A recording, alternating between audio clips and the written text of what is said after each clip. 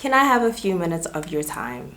So for this past weekend, I was so privileged and so happy to attend and be a part of the Jesus Encounters conference. It was so powerful. And there's a couple of things that I noticed. There was a theme of things that I noticed, not actually in the meeting, but every time I went to the meeting or came back from the meeting. And there was a lot of dead cars. So the first experience that I had with the dead car was right after the second day. We were in the McDonald's drive-thru and there was a car on the side that was stuck. And there was a female trying to push the car and didn't have enough strength to do so. So the people in front of me, who actually were from the conference as well, their passengers got out the car to help push the car down the hill and start the car manually that way. Now, the second time I had an encounter with the dead car was the following day on the way to the last day of the revival meeting. And we saw 3 petrol attendants pushing this car with a female who was driving, pushing the car up the hill so essentially she can do the same thing, roll down the hill and trigger the car to start again.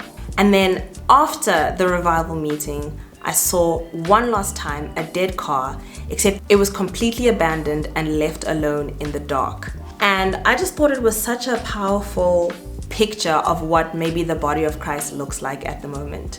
I think a lot of people have lost their zeal, they lost their fire, and that's why the topic of revival has been so heavy on a lot of people's hearts, not just here in South Africa, but across the globe. And it just kind of reminded me of how Jesus sent the disciples, the 72 disciples, 2 by 2, to go and preach the gospel and to do healings and to cast out devils, essentially to do the work of the ministry, to revive the people who've been living in spiritual deadness, in spiritual death. I found that picture so powerful because it's exactly the picture of what we are supposed to be doing. We don't just get revived to be revived by ourselves, but we get revived so that we can help others go on their journey as well. Sometimes we need to get out of our comfort zone and put our hands to the vehicles and push and push and push and push them to a place that is high enough for them to roll down and trigger themselves to be awakened. And yeah, I feel like that's it. And if we really truly want to see revival, we need to be the ones willing to get out of the car and push. Guys, what a crazy...